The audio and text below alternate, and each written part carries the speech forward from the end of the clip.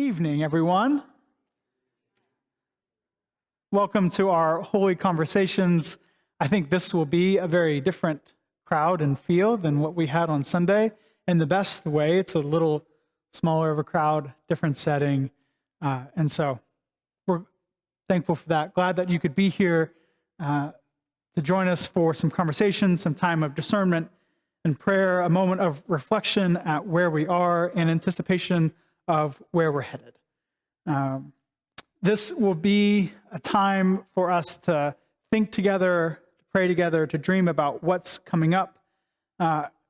For me, it's been a year, just over a year that I've been here, and I have loved it. It has been a joy, something that for many years I never thought or didn't know if it would come to fruition, and certainly not at a place like this. All that to say, in a place that is thriving and with energy and with excitement and with a coworker, a colleague, and a pastor who has so much experience that I get to learn from week in and week out. All of those things are absolutely wonderful. And so I think that we're in a great position, as does your leadership, to dream about what the next 10 years could look like. And that's part of what we'll be doing tonight. A lot of our energy and momentum has come from all different places in our community, one being our Grace Quest program, and we have lots of new faces, new families, and Grace Quest, if you haven't been down on this is south, right? South end this way? Great. If you haven't been down to the south end of the building to see all that, there's all sorts of kids and classrooms on Sunday morning running in and out. Maybe you hear them at second service, over in this corner particularly, but it's great. Hopefully you saw that at Christmas Eve when we have 20 to 30 kids up here to sing, and then 50 kids grabbing glasses for the Christmas message, and then rumpling up the plastic that those glasses were in all during the service. We've also seen this growth and this energy and momentum in other ways with other ministries that have started, one being our Mom's Night Out. We've had different reiterations of this through the years, but I highlight that because that was started and is driven by Partners in Mission, not by myself, not by Pastor Mark. That was someone saying, hey, I see a need for this, and I think we have others who want to join this. Let's do this. The same with our racial justice team. We had Partners in Mission who said, this is something that's important for us. This is a ministry that we should be doing. And we know that there is others who want to do this too. Let's start that. And that was led and continues to be led by Partners in Mission. And there's all sorts, that's just a snapshot of all the things that have been going on. Hopefully, if you were here on Sunday and you saw both in first and second service, we had full services. You see, we added another section of chairs because we didn't have places for folks to sit that weren't the cheap seats when they came in at second service. So all of that leads us to see and feel this energy and momentum and think that now is the time to dream, to discern about what comes next for us. We do that tonight with a presentation that two of our council leaders are going to lead us through. First will be Dan. Dan is our stewardship chair, team lead on council. He will lead our first half of the presentation. And Dan is setting up some hypotheticals to just get us thinking about what things might look like, both the world, Hancock County, and then what Cross of Grace might look like. Dan is a really smart, faithful individual, but he doesn't know that these things are going to happen. Just want to make that very clear. He's going to set up some scenarios of things that could be, but it's just helping us think about what things might look like. So don't take them too seriously when he sets them up. You'll see what I mean. Part of his will also be, of his presentation will be interactive. So you'll see our QR code that will take you to Slido. Hopefully you have that pulled up at any time during Dan's presentation. If there is something he says that strikes a question for you, put it in the Q&A, hit send. Everyone will be able to see it. And that way it just keeps a tally of the questions that we have, and we'll get to all of those at the end. If you think someone else asked a really good question, you can like it, and then it goes to the top. That way we know a lot of people really want this question answered.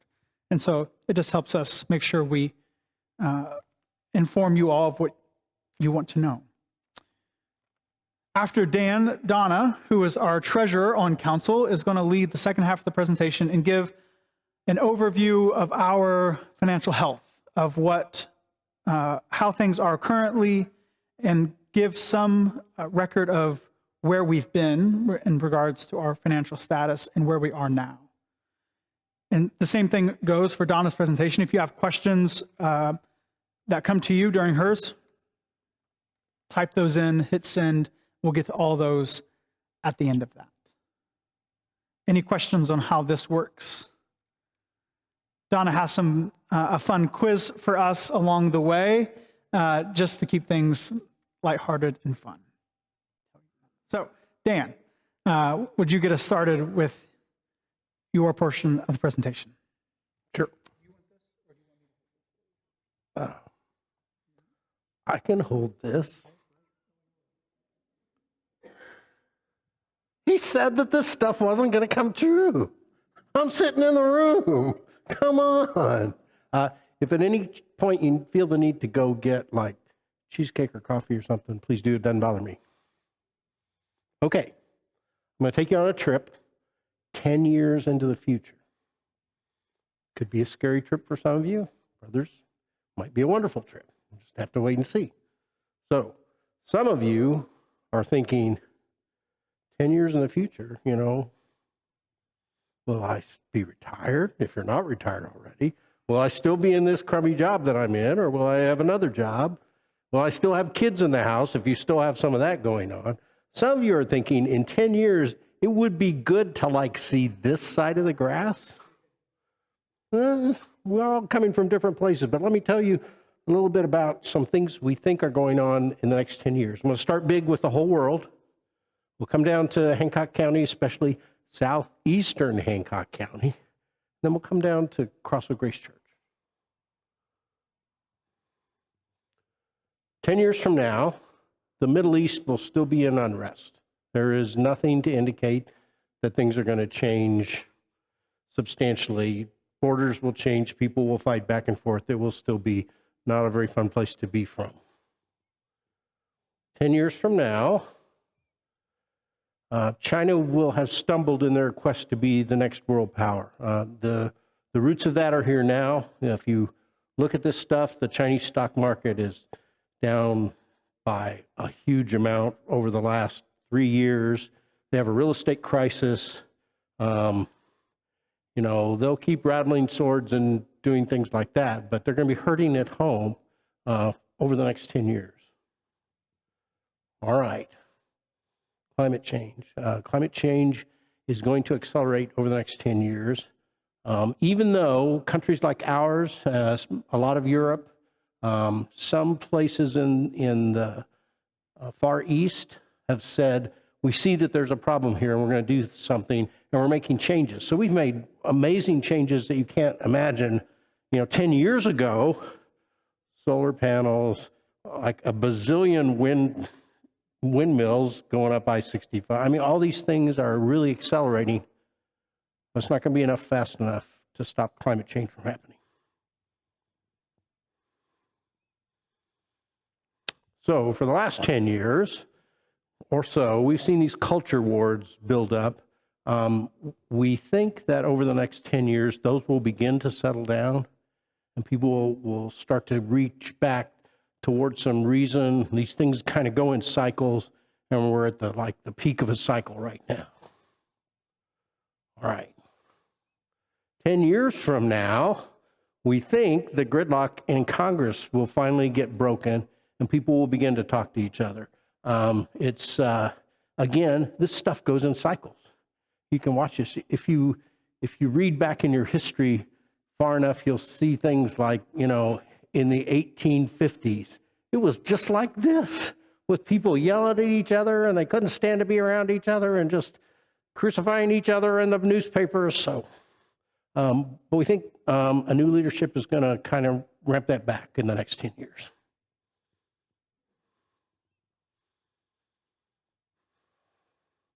So we're probably in for another recession in the next 10 years. Your 401k looked really, really good until about 3 years ago. Again, cycles happen. You can see this happening every so often. So in about 10 years, we're going to be coming back from another recession. Can't tell you the days, sorry. Be helpful if I could, but I can't do that. Okay. The last thing, digital technologies are going to continue to be really cool and really horrible.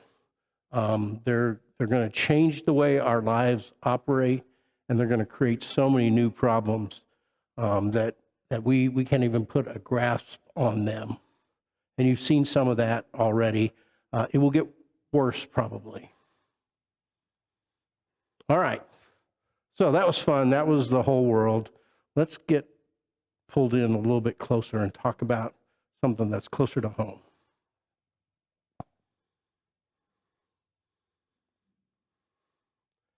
"10 years from now, the town of New Palestine will double in physical and land mass size, and that's to accommodate a real city government, and it'll incorporate most of the surrounding suburbs, and there'll be taxes." You can look at the trajectory that Carmel went through over the past 20 years. You can start to think about what might happen here.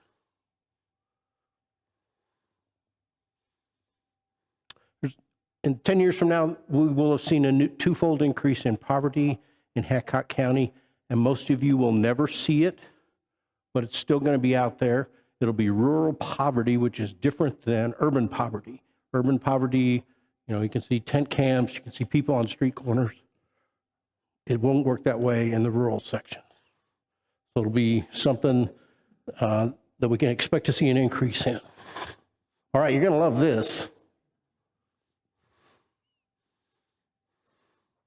Go buy land right now. Something, I can't tell you that this will happen, but something like this is going to happen as the population in this part of the county grows. You're going to see somebody go, oh, there's people. Maybe they need another new store.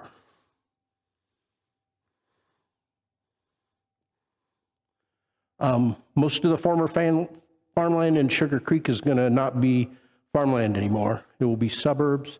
And it will be predominantly single-family homes, not multifamily homes.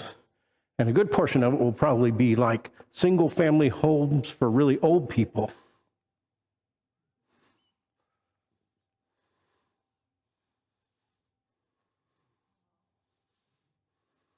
Change happens no matter what we do. Things like this are going to happen. Frosty Boy closed last year. In 2032. Go get your ice cream while you can. All right, so let's talk a little bit about Cross of Grace in 10 years. And we're going to talk about it strictly by the numbers, okay? We'll talk about some other things in a bit, but by the numbers. First service will be down to about 60 people. Now, we had 90 people here on Sunday, I believe. But if you look at the numbers over time, they're drifting off over the last 3 or 4 years. Second service, about 250 people. Worth noting that it won't be the same people every week. A younger crowd comes when they come. And that isn't necessarily an every week thing for them. But attendance is up and going up in the second service. So right now, whether you are aware of this or not, we have over 100 people every week who tune in to Cross of Grace, either live online or after the fact, and that's going to increase. That's going to increase by a lot.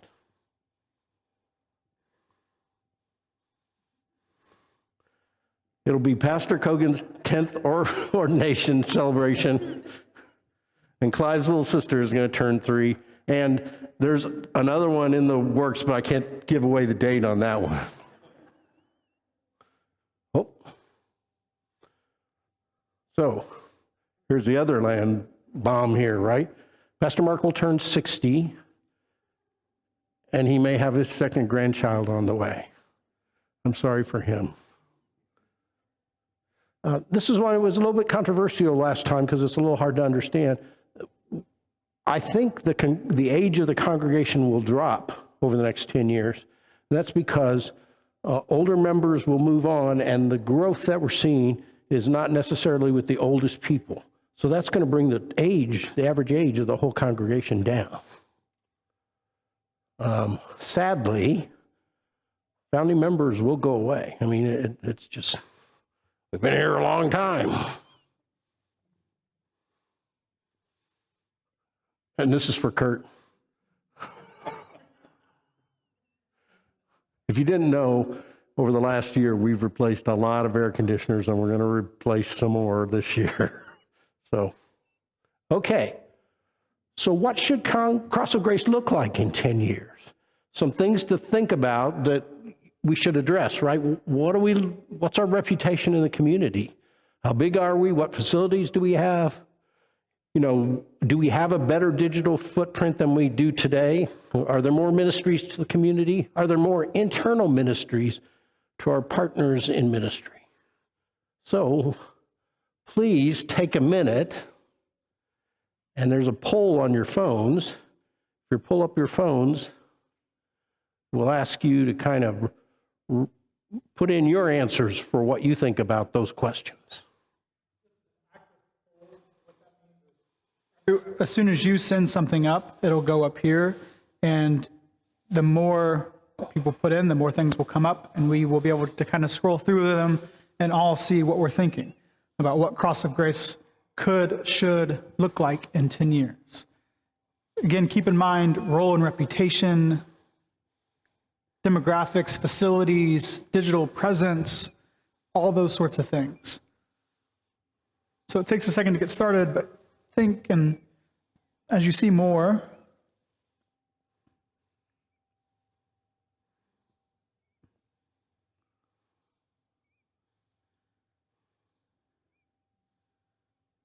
make sure you hit send.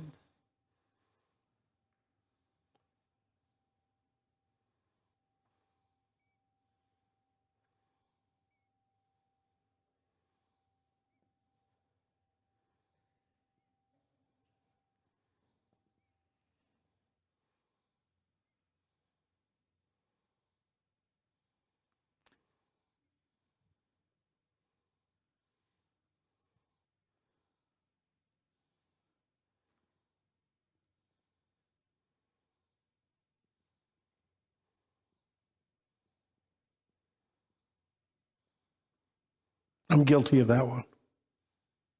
I live in Marion County.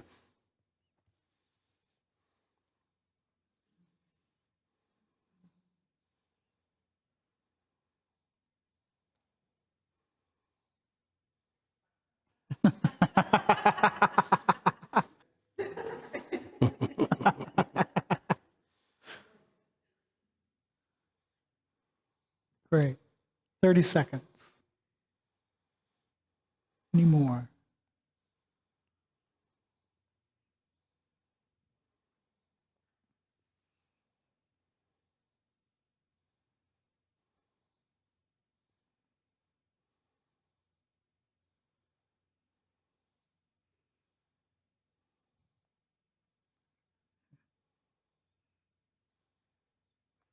Okay. Thank you. More?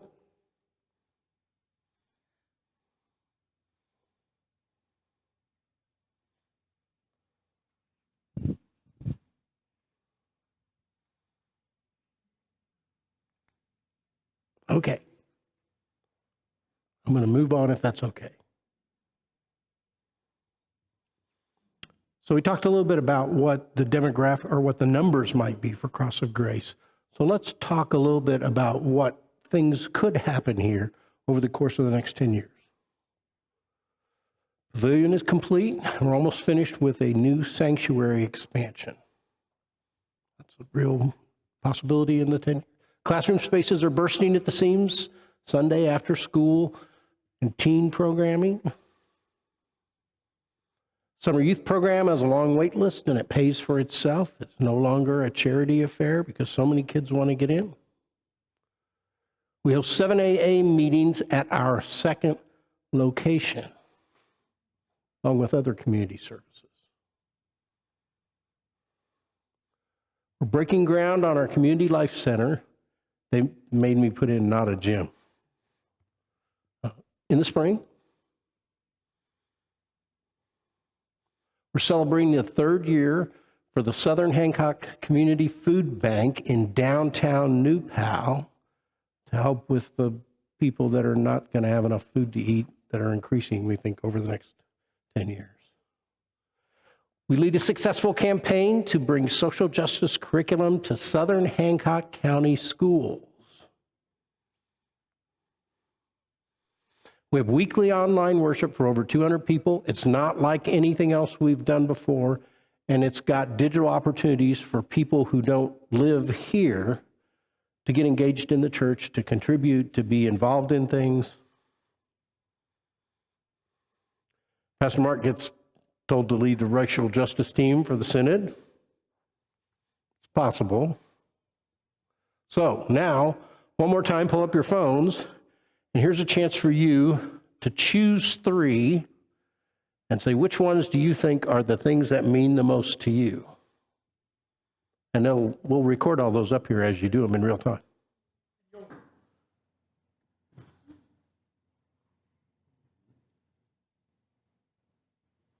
Once you have them in order, make sure to hit send.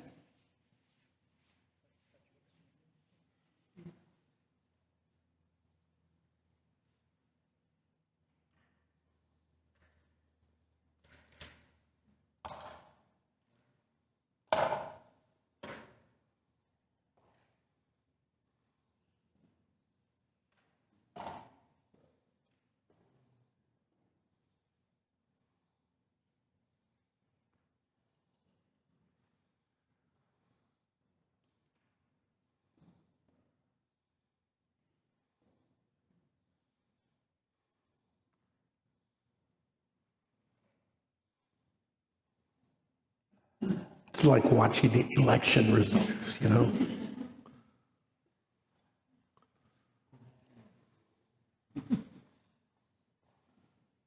Anybody else? We done? More to go? Okay.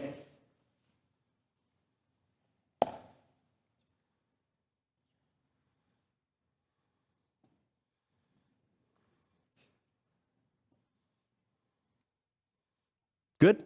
Anybody still working it? It's okay if you are. It's not a problem.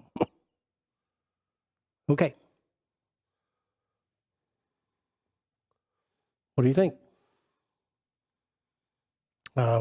We did this at the meeting we had after church on Sunday. We'll compile all these things together so we'll get a feel across all of the different folks that were able to attend. All right, so when the church council in November talked about this same sort of stuff, we said, probably we're going to need some additional people to make this sort of stuff happen. And these are the kinds of people that we kind of brainstormed our way through. Are we hiring those people today? No, we are not. Will we hire people like that in the future? Perhaps, depending on where you guys see things going. And here's some of the questions we tried to start thinking about. Full-time, part-time, how many do we need? When do we need them? Do we start a program first and then bring in a person, or do we bring in a person first and start a program? Those are all the sorts of things that we started thinking about as a church council. All right, so some amazing things were on the charts prior. You guys got a chance to weigh in on all those. Will all these happen? Not without your help. Unfortunately, it's a team sport. Everybody gets to get involved. Can we make all of these things happen? From my point of view, the answer is yes. Everybody would have to get engaged, but the church has already done amazing things. To do more amazing things would not be surprising at all. And how do we fund most of this? Well, you've lived through building campaigns, so you know how that works. But what you don't see going on while you're caught up in that building campaign is that the general fund is where we need money to make this sort of stuff happen. You saw all those lists of positions that we might need to have. Those would all come out of the general fund. You want to build a new sanctuary. That's cool, but we still have to pay for the lights and the upkeep, and so the general fund is where money like that comes from. It's where we pay for the majority of the activities we have to grow and maintain the church, to spread the gospel, and to be a blessing in the community. And I think those are the sorts of things that as a church we want to do. So,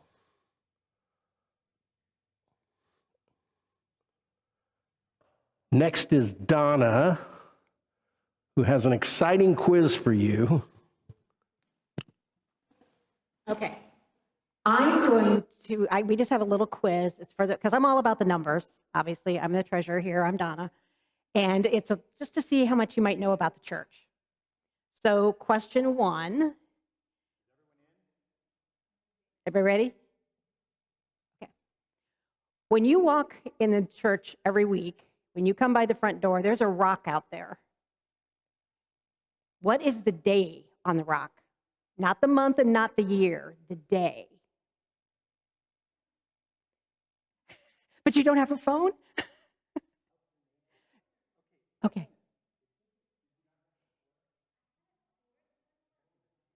This is timed, by the way. You'll notice that blue bar going around. So, okay. The answer is 22, and that is correct. So, fun fact, 2/22/04. So that means the building's turning 20 years old in just a few weeks.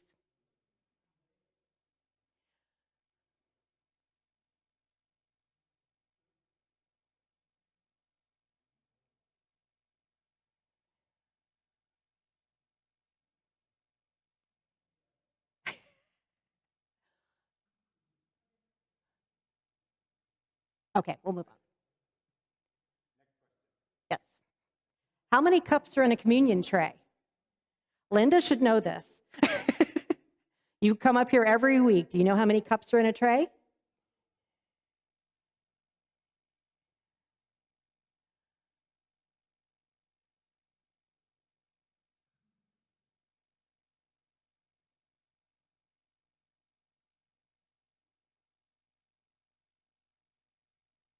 The answer is 40. Good job. A lot of them got it right. The next question. How many pets did Pastor Mark and Pastor Kogan bless at the pet blessing in October? And this includes all types of animals, not just dogs. It includes the goat and all the others.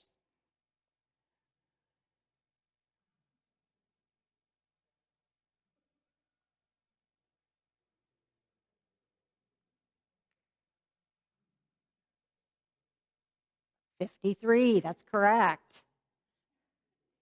Doing a good job. Okay, the next one. How many households are partners in mission? Households, not people.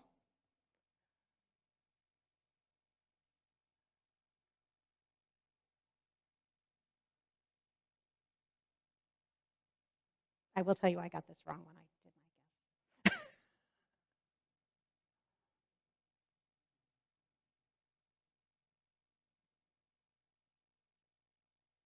The answer is 184.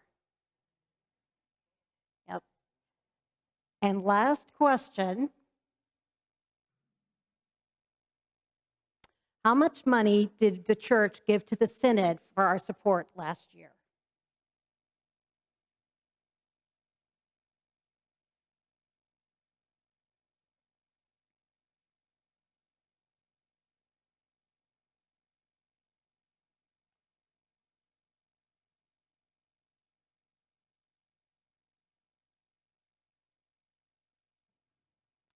Correct answer is 78.6. Ooh, that was close.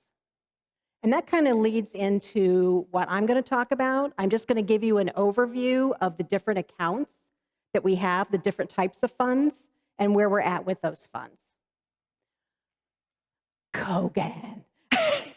I don't think that's really fair. I think he knew the answers.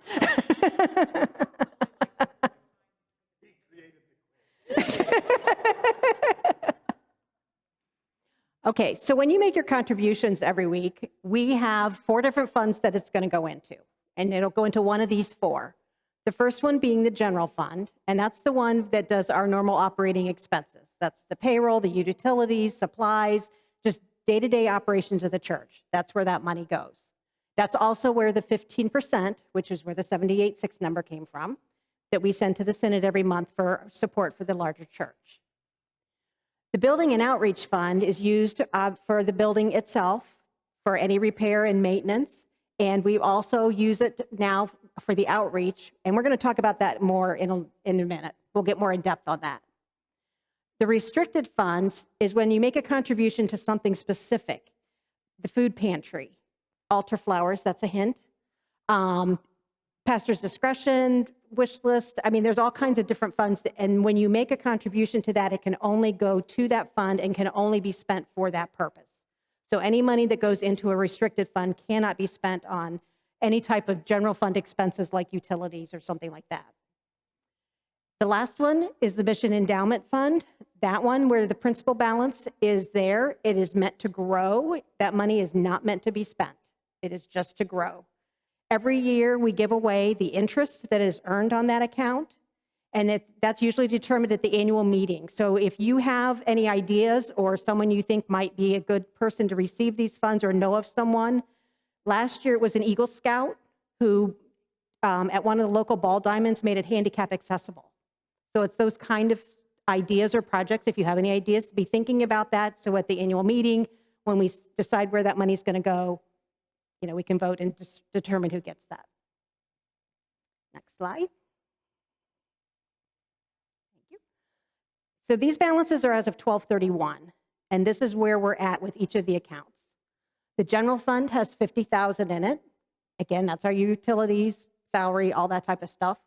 The Building and Outreach Fund has $332, and we are going to delve into that in just a moment, a little bit more detail. The restricted funds have $449,000, of which $292,000 came from the Don and Charlotte Campbell estate. So that money is kind of set aside. We're earning a good interest on it until we can decide where's the best use of the funds. Is it towards the pavilion? Is it for whatever? But at the moment, we're just kind of sitting on that, letting it earn some interest and grow. And the Mission Endowment Fund has $231,000 in it. And again, that's just meant to grow. We just give away the interest at the end of the year. So bid on the silent auction so we can increase that. So for the Building and Outreach Fund, in December, prior to December of 22, this was just the building fund where we had the mortgage. And once we paid the mortgage off, this was restructured into the buckets that you see in the chart over on the right. So now we give 25% to building, 25% to the building expansion, 25% to repair and maintenance, 25% to outreach, and then the other 25 is split between those organizations. So if you look at the chart, you'll notice that 50% of what we are giving to the building fund is doing work outside of our walls. The Mission and Outreach balance at the moment as of 11/30, and the reason that this is as of November and not December is because that's the end of the building fund fiscal year. And that is the amount that we have available to give away right now in the outreach fund. Application is open right now. If you know of someone or an organization who could benefit from these funds and want to apply to receive part of this money, they can do it now. And the application process will be closing at the end of March. So if you know of anyone, spread the word. If you want more detail or information about it, talk to Pastor Mark, Pastor Kogan, Don Becker, or Lance Oxley, because they're on that team. The team met recently, and they've buttoned up the process for the application, so now's the time if you know anybody. Take advantage of that. The repair and maintenance has $226,000 in it. That balance of December 22 and prior, any money we had in the building fund is in that portion of the money. So when we started the 25% in December 22, now it only receives 25, but that's why the number is much larger than the other buckets. which is a good thing because we've had the HVAC units that have needed replaced. We're talking about, we can see the lights here in the sanctuary. What can we do about those? And that shows we've got the money that we can pay for those without having to do any kind of fundraising, and we've got the expenses to cover it. The building expansion project at the moment has $53,000 in it, and that, to me, I think brick and mortar. I think the sanctuary expansion, pavilion, portico, anything you can think of that might physically be brick and mortar. That's what I think of for that fund. So we're saving money, 25% every month. So when it comes time to do a project, we would have some money, if not all, to pay for whatever it is that we decide to do. The remaining 25% is split, 10% to Zami Fandwa, 10% to Roots of Life. They each received $15,000 in the 22-23 year. And then we sent $5,900 that went to the endowment fund, and that just started in December of 22 when we reallocated. So that's a little bit smaller, but now they receive 5% every month into the fund.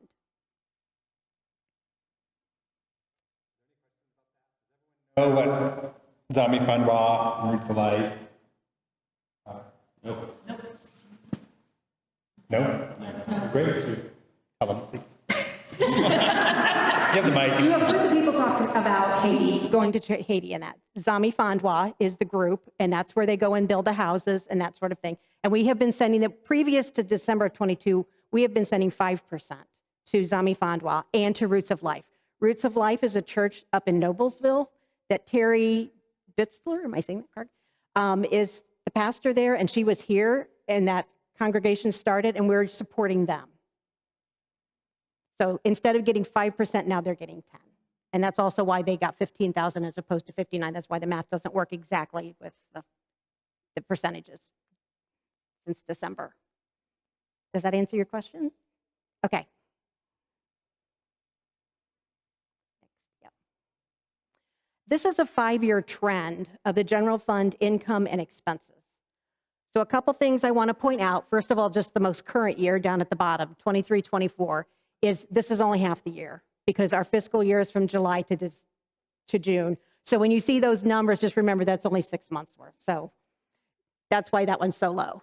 A couple things to point out, between 2020 and 2022, those are the COVID years. So obviously our expenses were down because we weren't in the building. We weren't, spending all the money on utilities and all the normal expenses that might be because we weren't in here. So that's the reason a lot of those are a little bit lower. The 22-23, you look at that and you're like, wow, that really jumped. But there's a few things you want to think about when you see that number. We're coming out of COVID, so numbers are going up. We have a new sign out front by the front door. We paid for that. The church got painted. That was another thing that was a larger expense. And we have someone sitting over here who was a new hire that happened during that period. So those are things that just made that jump because those were some bigger expenses that just all happened in that time frame. Any questions on that? Noticing that, in the bulletin every week, that we're spending more than coming in. Is that? And haven't been here long enough to understand it all. But is it is it a concern, or it's it always washes, or it will wash? What I consider it a concern, it's just something you want to watch and be mindful of, because you just have these different expenses that happen. We did the parking lot. Things happen that increase to some of the numbers. So it's something to be mindful of.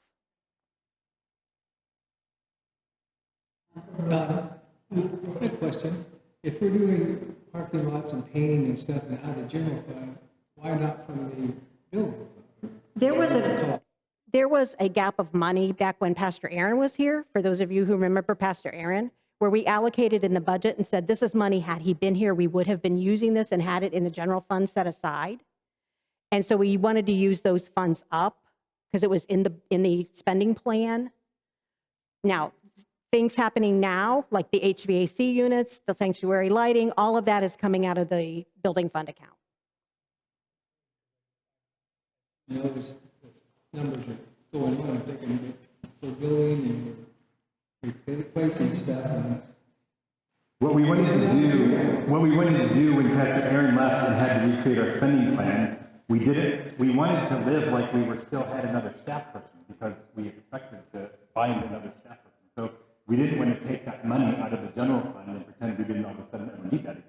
So we left it in there. We just moved it into miscellaneous building expenses type stuff. And so that's why it came out of the general fund. I have nothing else to say. The last slide is the same thing as this, the last slide, it's just in a chart form. So just notice that the income is in the blue and the expenses are in the orange. But it's the same yeah. data as this, it's just a different, because some people like to see charts.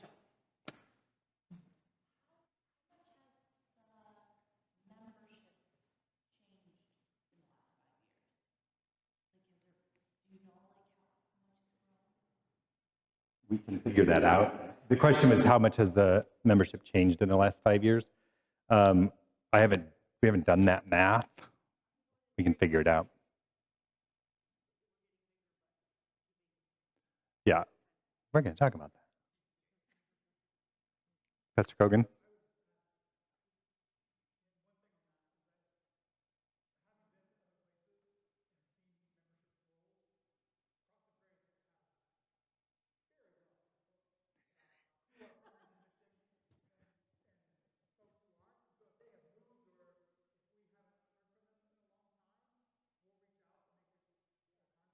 But that is a rather accurate number of representation. Whereas back in other places that have been around for 120 years, they have 700 members and 30 people who worship. And so I think that plays a role. I also think not nearly as many folks who are coming to worship, especially at second service, they haven't joined as partners in mission. But we see them once to twice a month. And we've seen them for 2 years to do that. But they have little or no interest in being a partner in mission. And that's just something that's changing across the board in churches. Like people are when the people ask me, when's the next new member class? Especially if they've been to a church before, like they want to go through a class and sign up. Back in the day, we used to be really anxious about getting people into new member classes because that's how we could tell the bank we had this many members. That's how we could tell the state that we exist as a congregation. That's how we could do all these things because you have to have proof to do that stuff. Well, so we would do like 4 Crossroads classes a year just trying to get people to sign a dotted line to say, "Ooh, look, we got these many members." But now our attitude about that, my attitude about that has changed, and people showing up don't care as much about signing a dotted line and being on the rolls of a congregation. Some people do, which is great. A lot of people don't. And so we do 1 Crossroads class a year and hope that it works for your schedule. If it doesn't, you can be a part of anything that we do without going through a Crossroads class, except serve on council or vote at annual meetings. So At what point does a church stop supporting another new church financially? Is that a handshake agreement between us and them? yeah, the question is when does one church stop supporting another congregation? Whenever we want to do that. We're not beholden to them. Like when Cross of Grace started, they told us that, you have 3 years to get this congregation to be self-sustaining, and I was technically on their staff, Servants of Christ, the congregation that helped us. So they said we had 3 years to get up and running as a congregation. But we have not done that with Roots of Life. We just support them, and we can decide when we don't want to anymore. It'd be nice to give them a heads up if that's something we're going to do. But yeah, that's up to us. We're not beholden to them in any way by a contract or anything. Jerry, what did you want to know? I just want to share, maybe 20 years before we came here, we went to church the whole time we were members. I believe they held a membership at the Senate. So, yeah, even we don't members. We are not. Yeah. And one of the things you'll notice, we really deliberately use the word partner in mission here, not member, which is something you'll learn if and when you go through a Crossroads class. But, and this has a lot to do with what we're talking about at these holy conversations. When Dan said this is teamwork, that's because we don't want to be just members here. You can be members at a country club, you can be members at a gym, but they don't care if you show up and work out or golf but they do want your money. We want your money, and we want you to be here doing ministry with us. That's also why our roles are so tight, because if people aren't around, if people aren't showing up, if they're not participating in the life of the congregation in any way, we ask them, how can we get you engaged again? Is there something you need from us to feel more plugged in? How can we connect you with what we're up to? And if they don't respond or don't have an answer for that, or we can't do that, we don't keep them on our rolls just for the sake of having big numbers for the synod paperwork, which is what a lot of congregations do. That's why our membership roles are pretty slim. Any thoughts if we get to that point where we end that relationship with that congregation, that fund is just remains so that it's always out there for some congregation? Makes me think of, when my World Vision kids grew up, they just gave me a new one, okay? Right. If you've not done that, just so you know, if it's all done, no, they just gave me a new one. That's always, again, that is our prerogative to do what we want to do with Roots Alive.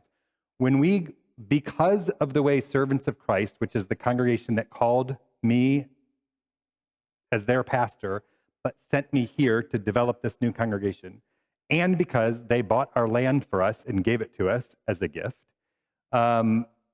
because of that relationship and the way that it jump-started this ministry, we just from the beginning always wanted to do that for another place or another people. And so that just grows out of our DNA, as they say. We just want to be a congregation that helps other congregations. Honestly, there aren't a lot of other mission congregations, or any that I know of, in our neck of the woods. And the beauty of Noblesville and Roots of Life is that it's a very unique ministry, and it's local. So Pastor Terry and I can stay in touch. We have lunch every once in a while, and I get little updates on what they're doing, and I'm fascinated by what they're doing. It is not church the way we do church, in that they don't have a building and may never have a building, and they're okay with that. They move around, they nest in different places over the course of a year. Like most of the time in the summer, they're at Stony Creek Farms when it's nice out and the weather's good. At other times of the year, right now, they're worshiping at another park in Noblesville in their community rec room or whatever. For a while, they had a pretty long-standing building that they called home. They had keys to. They could keep stuff there. It was theirs until COVID happened, and they had to get out of there because the guy wanted to end that lease or whatever. So it's an entirely different church by standards of traditional church people, but it's also pretty beautiful in some weird ways. And you should go visit there sometime and meet Pastor Terry if you never have. We need to have her come back and talk to us. But Note also on that chart is those percentages are not set in stone. They're not concrete forever. So if we find that we need to increase or decrease or change in some way, that can happen. It's not. we just need to do that. All of our giving in the ways that we're going to talk about are the prerogative of the church council and the congregation. If we were to change the percentages in the building fund pie, the building and outreach fund pie, we can do that any year we want to. We just want to do it and would only do it before we ask Partners in Mission to make commitments to that building and outreach fund in November of the year, right? So next year, if we wanted to do it, we could say, we're going to give 75% to building expansion because we need to blow this room out because we're running out of room at second service. And we could change all those percentages, but we would only do it in advance of asking everyone to make commitments so you all would know what you were making commitments to. And hopefully we would have more conversations like this to explain all of that to everyone so you'd feel good about what we were doing and why we were doing it. I'm making the assumption that your budget is based on pledges.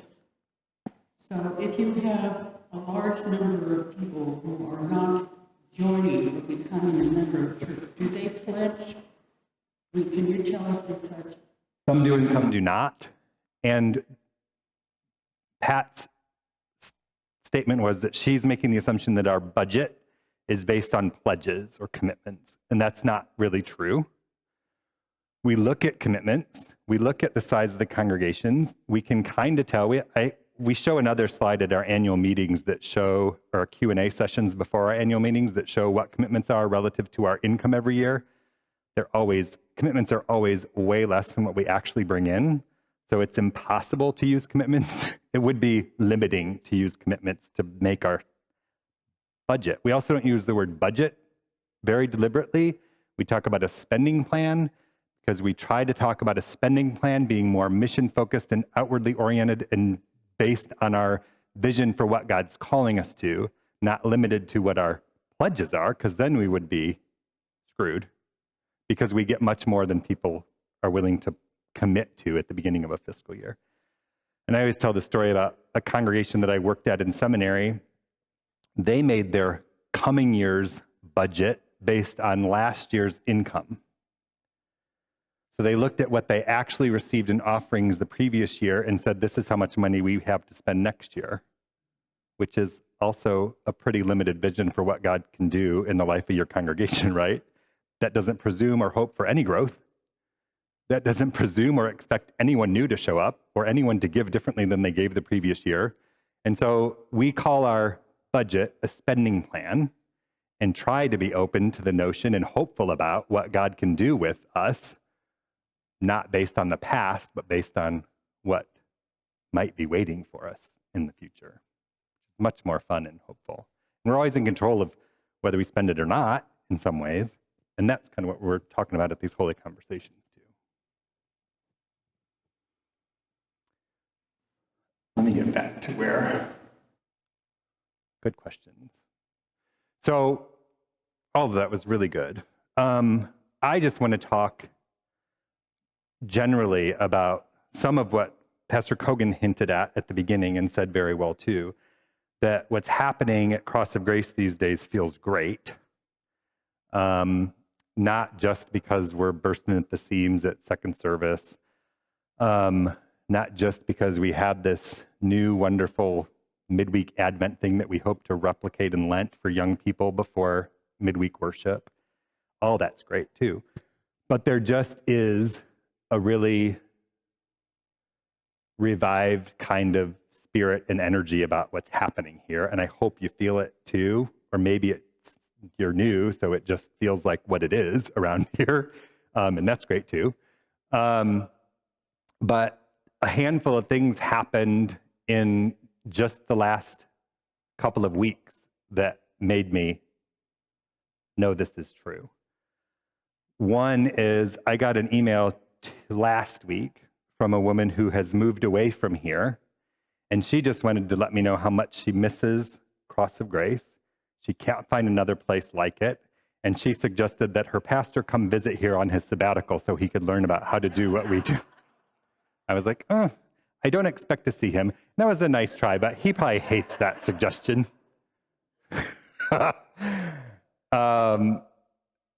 Someone else, last 2 Sundays ago, if you were here, we bid Tom Bancroft, one of our, I would think of him as a founding member. He wasn't in the school and he didn't sign the charter. Or he was in the school, but he wasn't a charter member technically. He's been here for a long time, served in many, many capacities. And we blessed him and sent him off to his people in Ohio. And it was a beautiful thing. It was hard. And the reason he's going is because his wife Beverly died after a long, long, long battle with cancer, and his people are in Ohio. And so anyway, that was quite a thing. And I left worship to go blow my nose and clean my face off. And I passed a brand new couple leaving that door, because that's what new people do sometimes. They were trying to escape. And they were pretty moved by what they just saw and thanked me for the worship service and all the things that they experienced during the hour that they were here. And they said they'd be back. And they were invited by someone else who's relatively new too. That tells me some really great things about what's happening here, right? Someone else sent me an email after last week's worship service where the bells played that beautiful bell piece that was commissioned by some parents of a couple of trans kids. And we had a really nice little explanation of that in the bulletin. And then I tried to say something about that in my prayers later. And this person said that that was just great and that they like to be part of a church and are surprised that you can actually do and say those things out loud in worship. That's the kind of energy and spirit that's drawing people here. The couple that stopped me on the way out the door, by the way, I think were a lesbian couple. You know, so people are understanding and words out when we talk about what our role and reputation is in the community. That's kind of what I think people are finally starting to latch onto and respond to in some pretty great ways. Also, at the end of, we've got this pretty great connection to people online through worship, like Dan said. We have people worshiping in Florida, Michigan, Texas, Ohio, of course, and around Indiana and other places. And those people are participating in worship pretty significantly and regularly. And we're trying to find some ways to engage them. But we had someone in that mix who's not, they've been partners in mission here, but are not anymore, kind of in the same boat as others who've left, can't find a church to call home. So they've given us their general fund offering for the last 2 years to the tune of $10,000 each year. Beautiful, generous, surprising, right? Because who does that when you're not really going to a church? So again, just some really great, surprising, lovely things that are happening around here. So yes, I'm glad people are noticing the shortfall in the bulletin, because that impacts what we're able to do and what decisions we can make about all the wonderful things that we can get excited about. Building expansions, food pantries, pavilions, whatever.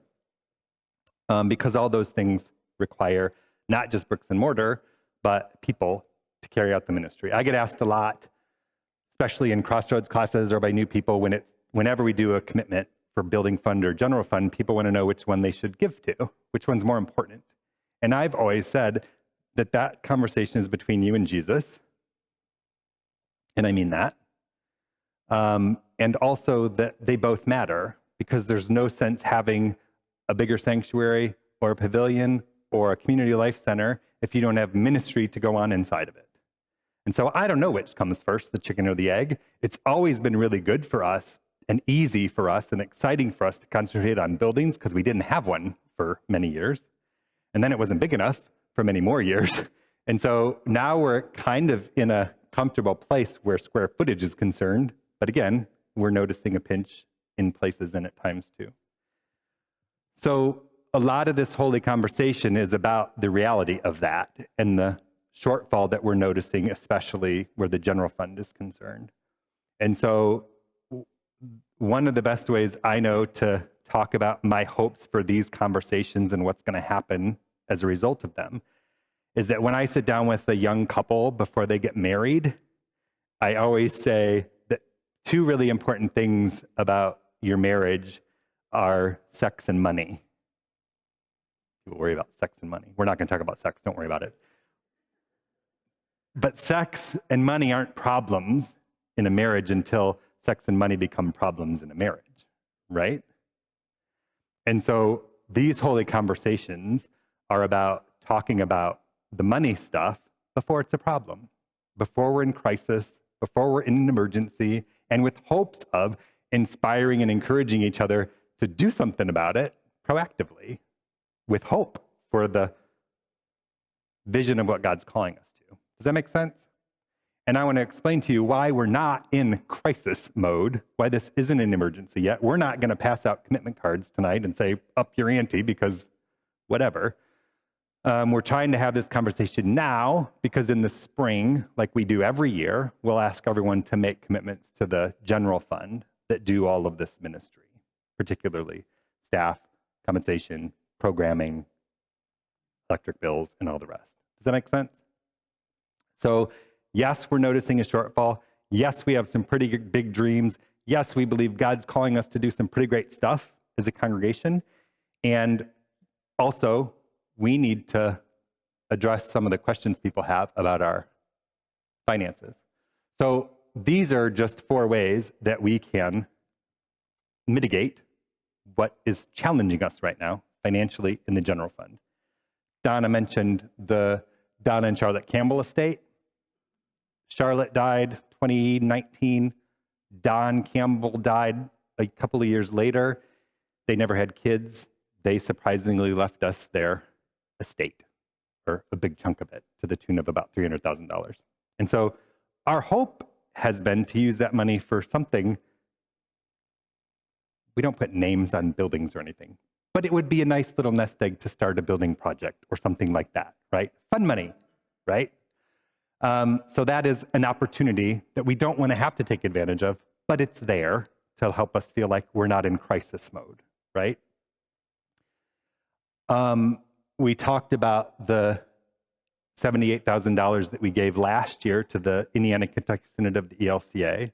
Great. It's always been part of our DNA to give 15% of our offerings to the work of the larger church through the Synod. We've just done that from the beginning. I think it used to be 10, then it was 12, and then it became 15. I'd have to look back and see what year that was. I checked with the Synod a couple of months ago and found out that we are the biggest giver in the Synod as far as mission support goes. And we have been for a while, I think, or we've always been in the top 5 or 10, which is pretty great for a 22-year-old congregation, right? And that's because it's always been part of our DNA, just like helping a new church the way we were helped. And for me, it's always been a way to say, we're doing something as a congregation that we're asking our people to do in their homes and as family units. And so we don't want to have to change that mission support, but it's an option if we need to do that, if we're in crisis mode. Is there a minimum amount that you have to?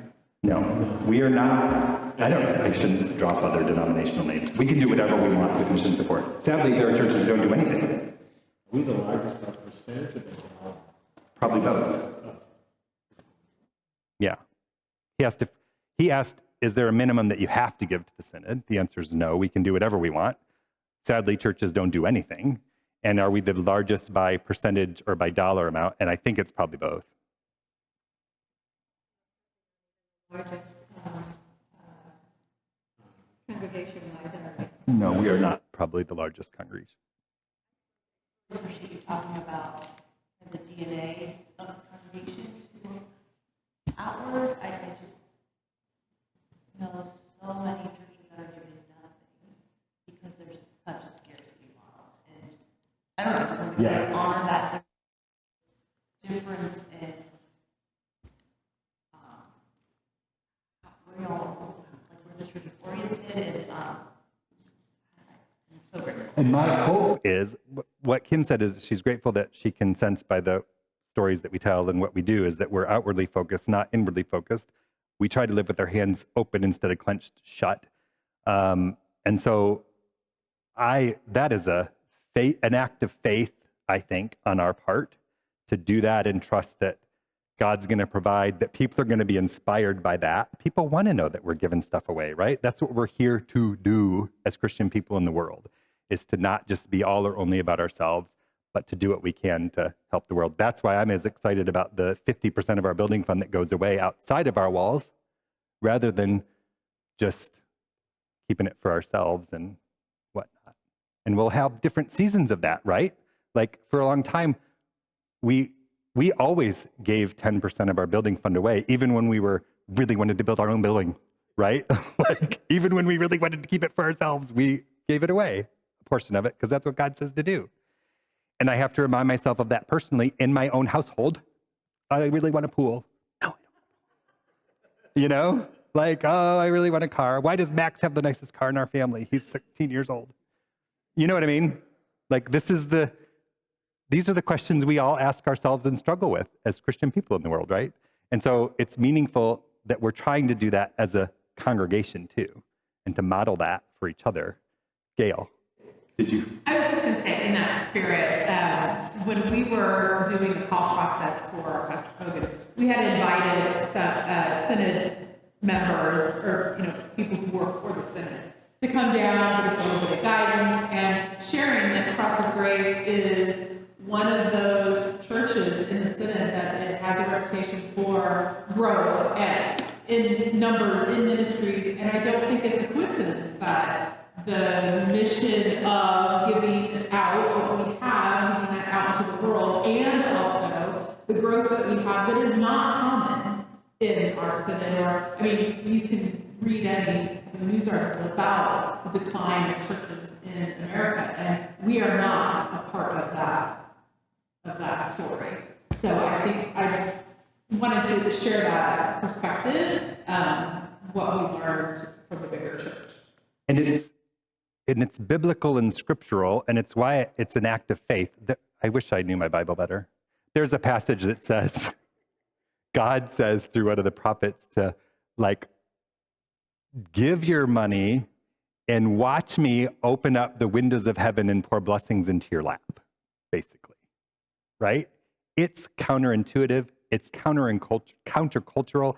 It challenges the scarcity mentality for us as individuals and as a church. But I think what Gail just described and what you're sensing is true, that that's what happens for congregations, for individuals, for families. God says, do this. You've been blessed to be a blessing to the world. And when you are going to get blessed in return, much to your surprise. And so I think what Gail just described is what we've seen and experienced here as a congregation. And honestly, what I've experienced personally in my life with my family.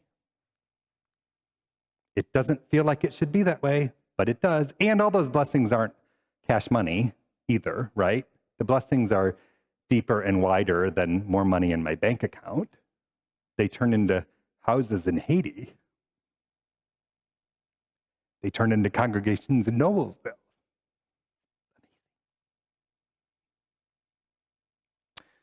So one last thing from me, and then we've got a few minutes, or we'll answer questions as long as you have them, but you can also leave when you need to. All of this, the sort of life cycle, DNA, history of the congregation, has been this sort of counterintuitive, countercultural way of being the church in the world. And there's several examples of that have some pretty good meaning for me. One is that, I don't know if you all know, but they called me here straight out of seminary to start this new congregation. Again, I was on staff at Servants of Christ because they were alive and well and thriving, and the bishop let it happen, the bishop at the time. And so all I ever did was come down here and work and serve New Palestine and Cross of Grace and whatnot. And that is ridiculous. I didn't even go through the mission developer training that you're supposed to go through. I'd signed up for it. I was going to go. And then they called and said, hey, would you do this? I was like, I guess, because I was dumb. Who knows, right?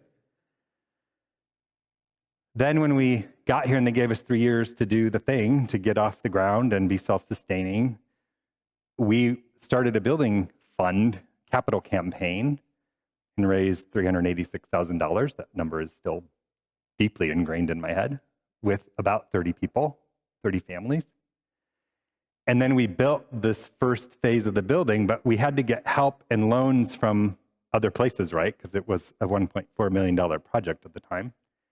And the Mission Investment Fund of the ELCA would not give us the loan because we didn't have enough people, probably because I was the pastor, and because the building was too big. Like, the footprint was too big. They suggest much smaller facilities for congregations. And so we went to a local bank in Pendleton that no longer exists, but they gave us the loan, probably because they thought they could get their hands on this 10 acres of land in New Palestine, which was sweet property back in the day, right? But we did it, and we did it very faithfully and successfully. We built a facility that wouldn't be 80% full in 2 weeks, which is what would have happened. And we honored the mortgage, never defaulted, all those things. And so 3 years later, when it was already time to blow out the fellowship room, the Mission Investment Fund couldn't wait to play with us, which is great. And then they helped us that way too. So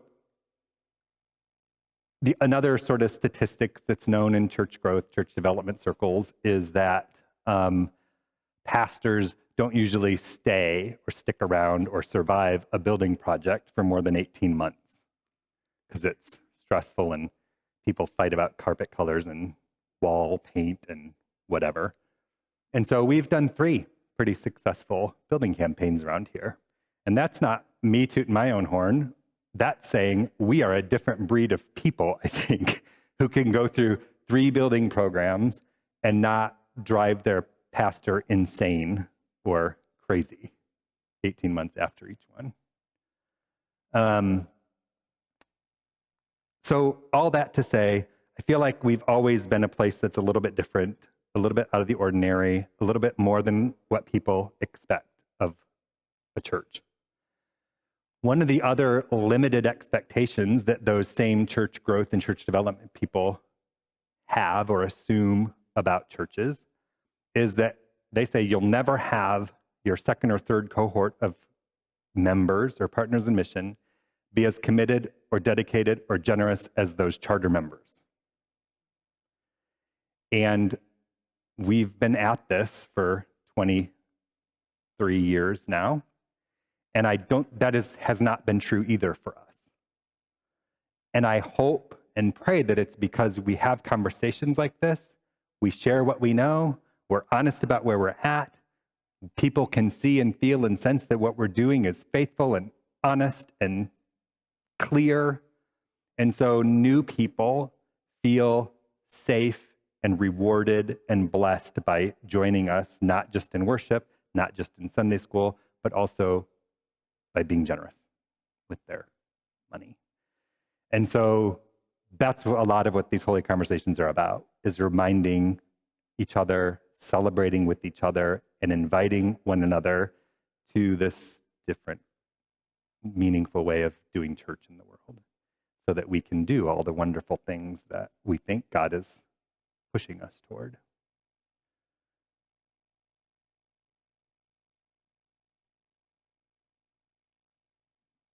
That's the end of the prepared presentations. Slides, stories. Does anyone have any other questions for me or Pastor Kogan or?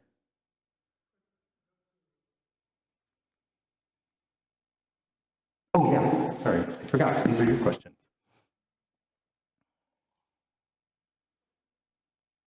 During the building process, oh, good question.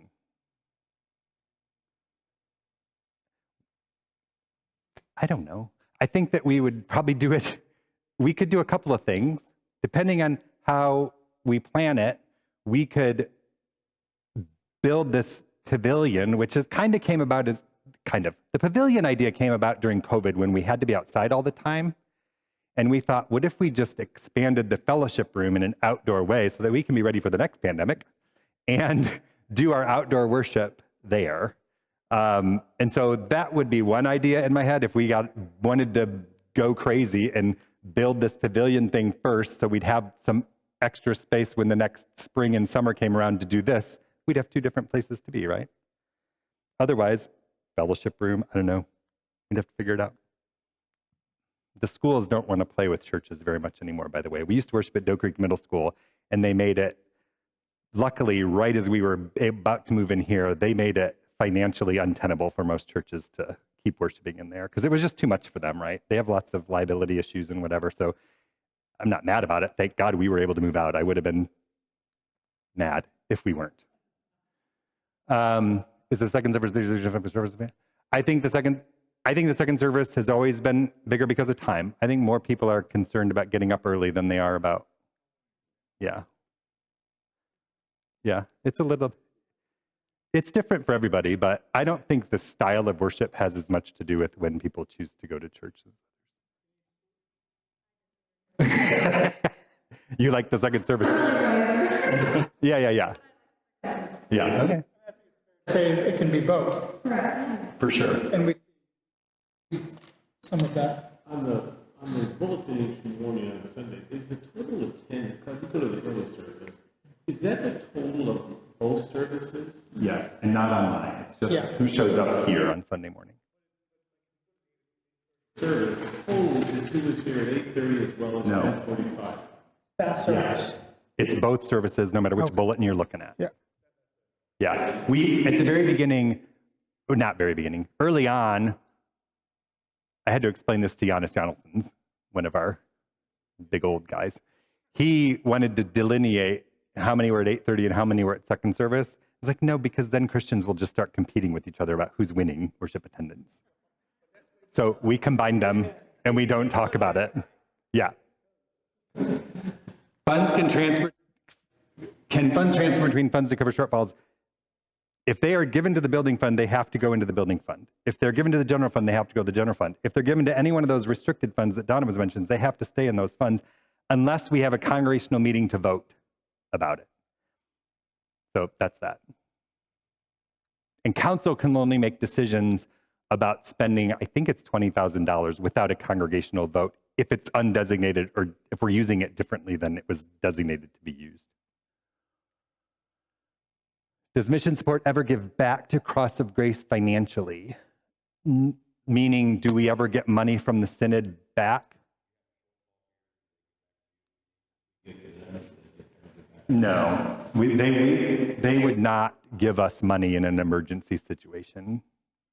It's not how it works. I've had people ask me, very surprisingly, people who've been Lutheran flavored Christians for a really long time have asked if the synod supports the congregation at all. They were kind of under the impression that we got money from the larger church to do what we do here. And there is none of that. We pay for all the things that we do here with what comes from Cross of Gracers. There can be other ways that the Synod does give back. It can come from grants or programs, but usually they're specified to meet a specific need or to a specific kind of type or demographic of congregation.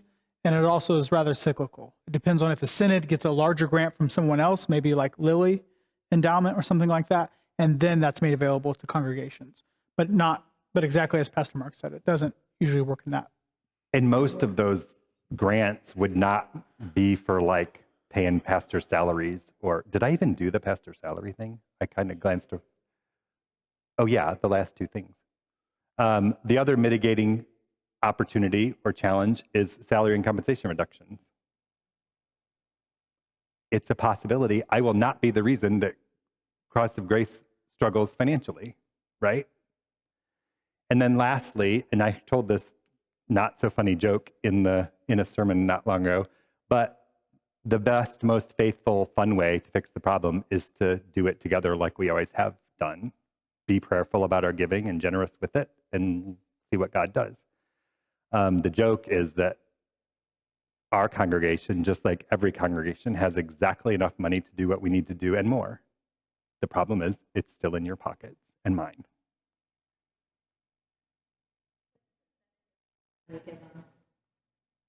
So they fund missionaries around the world. They start new congregations like Roots of Life. They pay compensation and salaries for bishops and bishops' assistants and workers in the synod office. Sort of programs that they offer to different congregations supported by their budget come from mission support. We have a companion synod in Chile that the synod is in partnership with.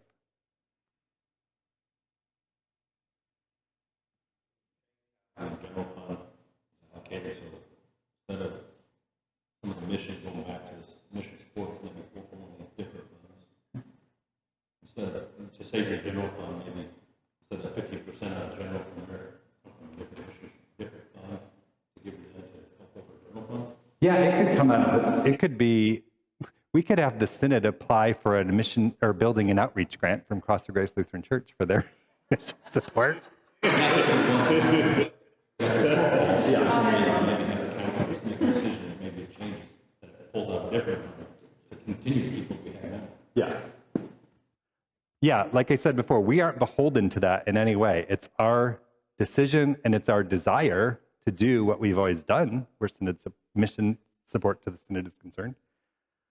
So we can do it from whatever funds we want. If it were to come out of the building outreach funds, that is something you would know prior to making your commitment, or it would be like a grant from them to us for a need that they have as the synod. And our grant team, who's doing all that application preparation and reviewing of grants, would make that decision.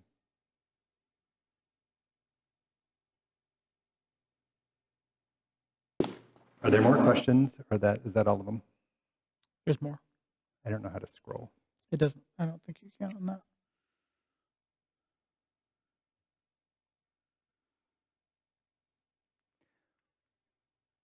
No, the other is more of a comment we've heard before. It'd be good to bring Pastor Terry to talk Yeah. with Cross of Grace. Many folks, especially if you were newer, haven't met Pastor Terry and don't know much about Roots of Life. So that sentiment is shared. I'll say a couple more things just because you raised your hand and I'll ask your question. One of the other great things about Cross of Grace that's pretty surprising and unique for a congregation as young as ours is that we've had a pretty significant impact on the lives of Pastor Terry, who we called her specifically with the goal of being we called her the pastor of evangelical mission. She was here for a year, but she was always and only here with the intent of leaving to do this thing in Noblesville. Scott Nellis was here for 5 years or so as a curious ministry. We called him a ministry coordinator. He worked with the youth. He did lots of really cool things with publications and office work. And he felt a call to ministry after working here like that. And he went to seminary and is now a pastor over in Ohio doing good God kingdom work. And Emily Michaelis grew up here, came here in 6th grade, and was raised at Cross of Grace. And after finding herself for a while, she decided to go to seminary and then is now a chaplain at Eskenazi, working the night shift, changing lives and loving people during the hardest parts of their life. And I like to think that that happened very much because of the experience she had here. Well, And she'll be ordained. yes, here, March 16th. We're going to ordain her here. Yeah. So, yeah, those are not small things, right? For a church to say we've moved 3 people into some pretty great ministry roles. For context, my congregation, where I grew up, St. John's in Anderson, has had 5 pastors come out of that congregation. It's been around for 130 years.